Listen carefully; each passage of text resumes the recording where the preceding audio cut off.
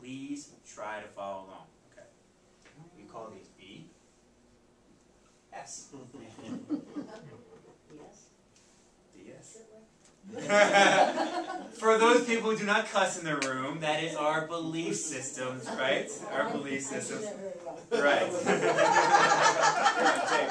Which one? It's actually one of her pillars. Belief systems, right? And let me ask you, my friend, what is a belief to you?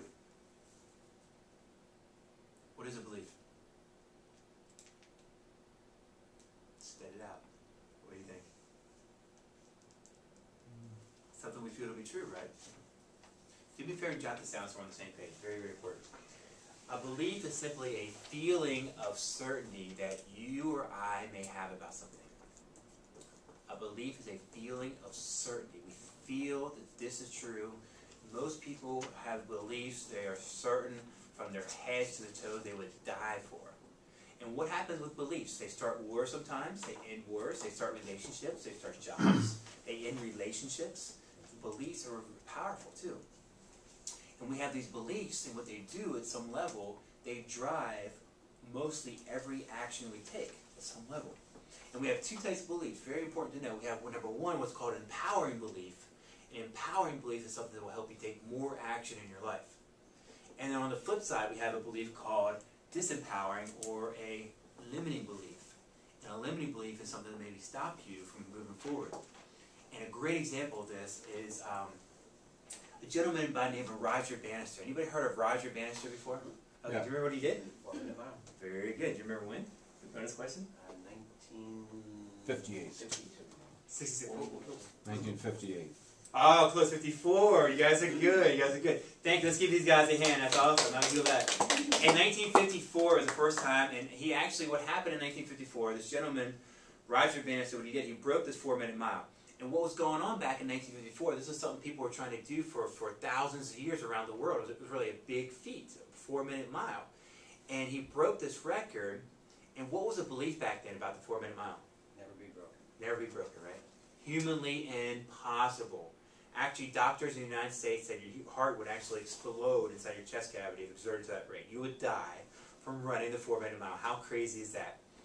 But what happened in 1954, the amazing thing about the story is he actually did it, and then the year after that, over 20 people broke the record.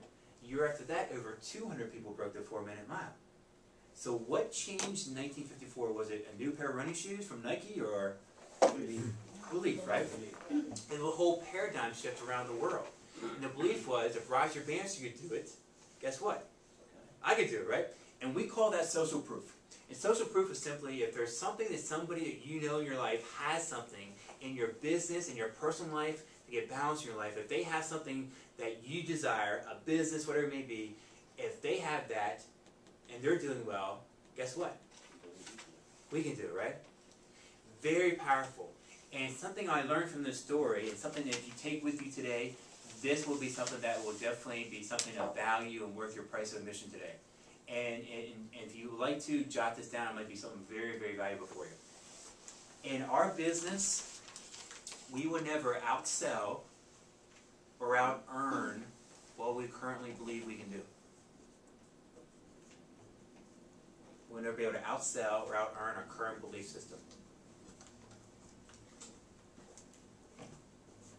Because we've all seen it before. We get excited for a week, we go out there and do it for a week, and then what happens? We come back, don't we? We go join that gym for a week, start that diet for 4 days, right? And we come back a little bit, don't we? Because we had to really work on our mind first, what we really believe to be true, and our psychology first. Does that make sense, everybody? Okay. So I actually did a workshop for, I was in Northern California for 5 years. I did a workshop for a real estate group up in Northern California. And I remember coming into the office. Anybody keeping up with the economy in California? Yeah. Right? It's shifting fast, right? It's adjusting, like to say.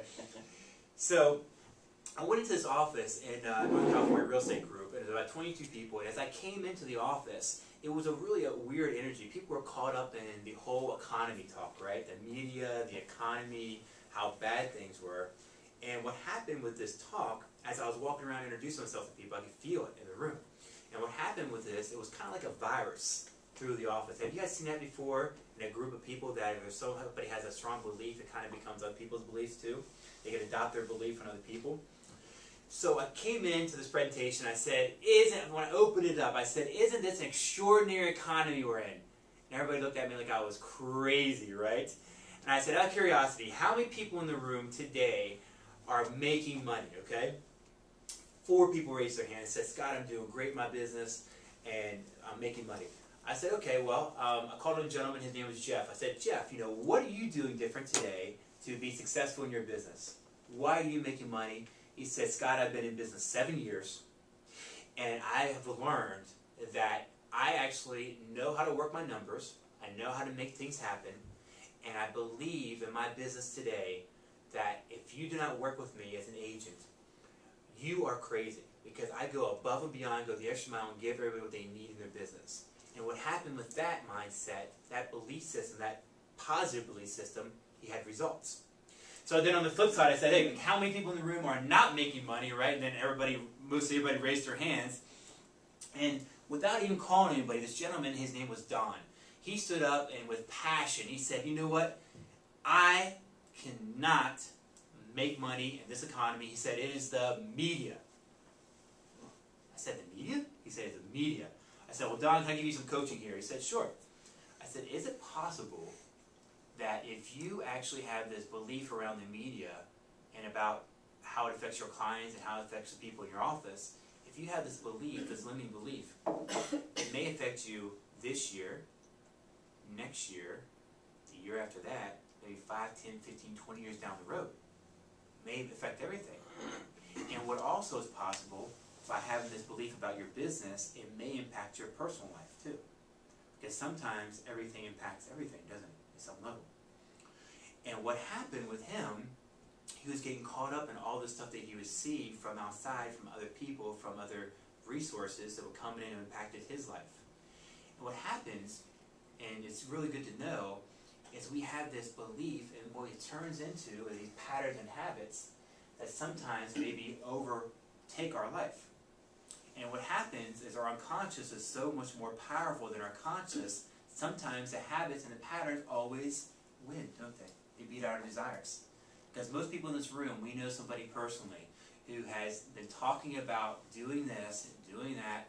I mean, my mother personally, she's been talking a lot of stuff about exercising for years, but there's always no time, or there's always no money, always no resources, or always I'll do it later, right? Because what happens, we get caught up in these. Isn't that powerful? All right. Does that make sense, everybody?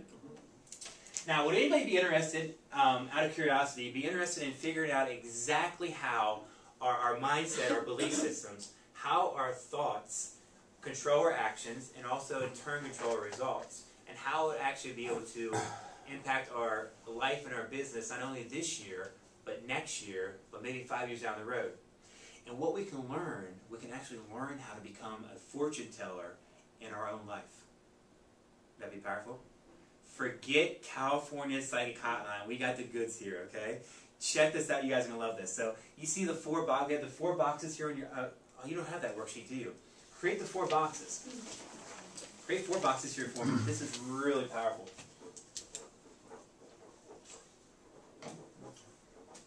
This is a success cycle. What this is simply a cycle to help you recognize, okay, how do our thoughts impact our business, and how every single day we may be moving up in a certain area of our life, or maybe moving back in a certain area. So this is very powerful. See right here you see BP. Put in beliefs up here for me. Belief, and then also patterns. Patterns and beliefs are very similar. Over here put potential.